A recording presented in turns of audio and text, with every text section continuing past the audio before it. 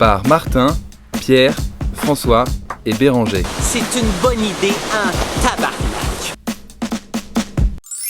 Chaque année, 100 000 navires de commerce parcourent les océans, assurant à eux seuls 90% du trafic mondial de marchandises. Un cargo de taille moyenne consomme 100 000 litres de fioul par jour, de quoi remplir 30 piscines olympiques. Nous comprenons l'intérêt qu'il y a à consommer des produits locaux. Par exemple, une pomme importée du Chili en France a 13 fois plus d'impact sur l'environnement qu'une bonne vieille pomme de Normandie consommée sur place. Et oui, avant d'arriver dans nos assiettes, un aliment parcourt en moyenne 3600 km. À nous de changer nos habitudes. Afin de réduire l'empreinte carbone de ces flux, toutes les idées sont les bienvenues. Par exemple, certains ont imaginé les plans d'un porte-container à voile. Quant au navigateur français Yves Parlier, il tente de développer l'utilisation des voiles de traction, ou ailes de kite, ce qui diminuerait la résistance hydrodynamique en allégeant l'avant des cargos. Tout ceci permettrait d'économiser plus de 20% de carburant. Aujourd'hui, intéressons-nous à un ouvrage révolutionnaire, titanesque, le plus audacieux qu'il ait été donné aux hommes de réaliser, le canal de Panama, qui permet de relier l'océan Atlantique au Pacifique et vice-versa, en évitant le long et périlleux détour par le Cap Horn. Un sacré raccourci, dont profitent chaque jour 40 navires marchands, soit plus de 14 000 par an, transportant 300 millions de tonnes de marchandises. Le trafic au sein du canal étant arrivé à saturation, 2 gigantesques travaux d'agrandissement sont en cours. À partir de 2016, les nouvelles écluses, plus larges, plus longues et plus profondes, permettront de doubler le trafic, mais aussi d'accueillir des navires toujours plus gros. Le canal de Panama reste et restera un carrefour incontournable du commerce. Les voiliers à la croisée des océans peuvent également emprunter ce raccourci. Nous avons pris notre ticket et un grand défi nous attend. Être le premier voilier électrique à traverser le canal uniquement à l'aide des énergies renouvelables. Pendant que le canal de Panama traite notre demande, nous nous amarrons dans la marina de Shelter Bay, située sur une ancienne base militaire américaine et un parc naturel. Nous prenons le temps d'explorer un peu les environs et d'aller rendre visite à nos amis les animaux.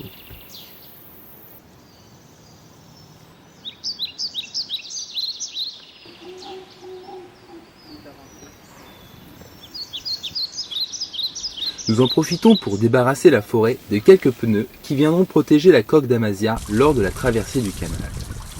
Les filles reparties en Europe, il est temps de nous occuper d'Amasia. J'installe des ventilateurs. Pourquoi ? Pour notre moteur, pour la traversée du canal. Ah ouais ?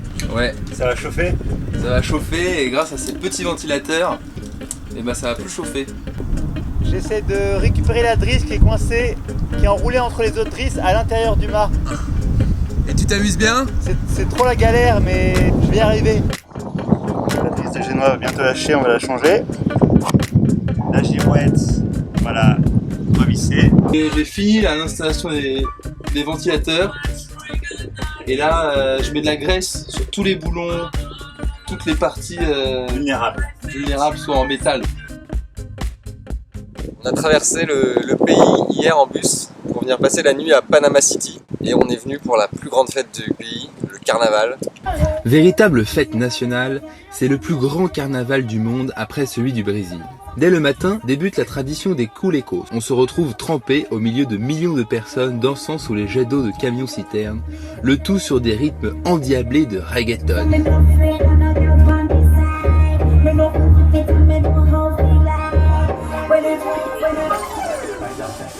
Dès que la nuit tombe, c'est le début d'un cortège complètement fou. Des groupes musicaux venus de tout le pays défilent, accompagnant les reines des différents quartiers de la ville et leurs chars multicolores.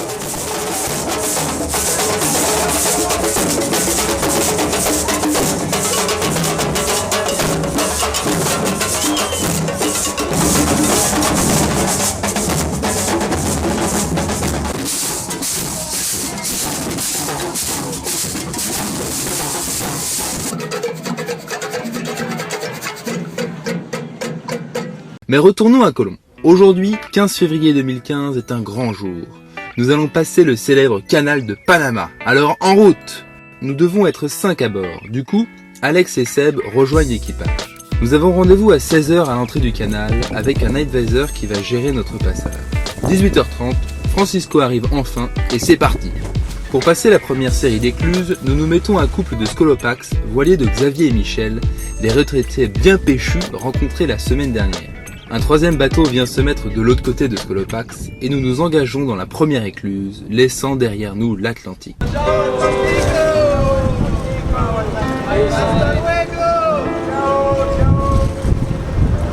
En direct de l'écluse de Gatun, première écluse du passage du canal de Panama. Nous sommes en pleine montée des eaux. Les eaux vont monter et en 3 écluses, comme en escalier, nous allons monter de 27 mètres et arriver dans le lac central du canal de Panama où nous allons passer la nuit. En plus simple, voilà comment ça marche. Le canal est long de 80 km. Pour le traverser, il faut commencer par franchir une série de 3 écluses. Chacune d'elles élève le bateau de 9 mètres. On arrive ainsi au lac artificiel de Gatun. Les cargos continuent généralement leur route alors que la plupart des voiliers y passent la nuit, réalisant la traversée sur 2 jours. Démonstration.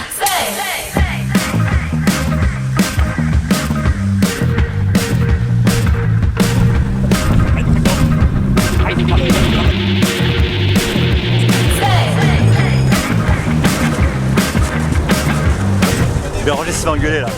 Seguro para todos. Seguridad ante todo.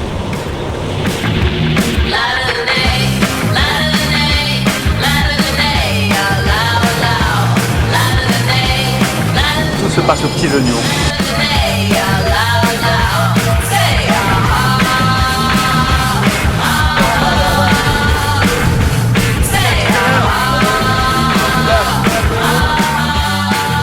Notre advisor Francisco quitte le bord, nous laissant pour une courte nuit au milieu du lac.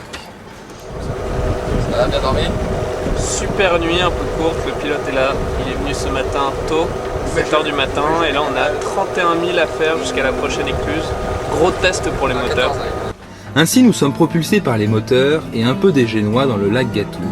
La végétation y est très dense et l'air humide et chaud. La traversée du lac nous offre quelques heures de détente. On se contente de regarder défiler les cargos et d'imaginer les milliers de travailleurs qui creusèrent ce passage colossal il y a plus d'1 siècle. La terre porte encore les marques de ce travail monumental et à haut risque. Les glissements de terrain et les maladies tropicales eurent raison de 28 000 ouvriers.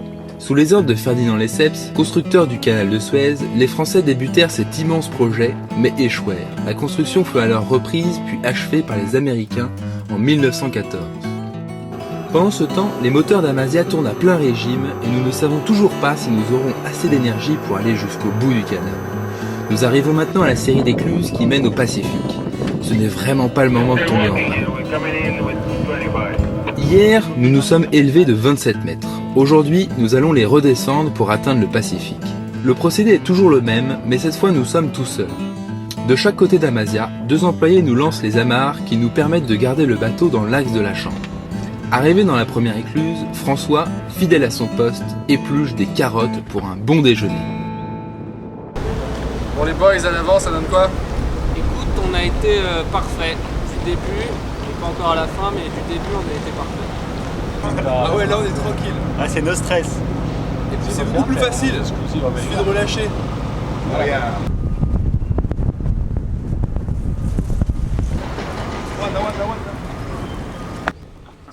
Grâce à la webcam du canal, vous avez été des milliers à suivre en direct la descente d'Amasia vers le Pacifique.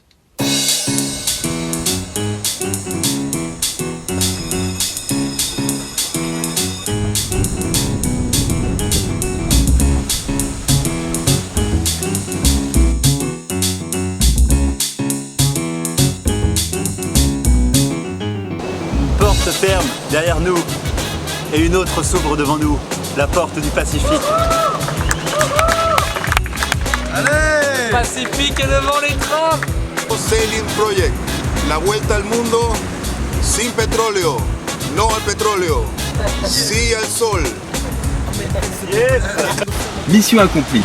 Amasia est le premier voilier électrique à traverser le canal sans une goutte d'essence. Et ce système, nous le devons à Yannick Villevaux de Naviwatt, concepteur d'une propulsion électrique infaillible. Il faut aussi remercier Leroy Summer pour leur moteur, Sefcon pour leur variateur, ODC Marine pour leur batterie, Watunit pour leurs panneaux solaires, Ewol pour leur hélice réversible et ATNB pour leur éolienne, sans oublier tous nos autres partenaires sans qui ce projet n'aurait pas eu la même saveur. Nous remercions également Marie-Gabrielle de Spirubrez, Marie-Antoinette du Miramar Questi et Monsieur Tabar, maire d'Arzon, qui nous ont offert un soutien exceptionnel. Un nouveau chapitre peut maintenant s'ouvrir. ESP Pacifique!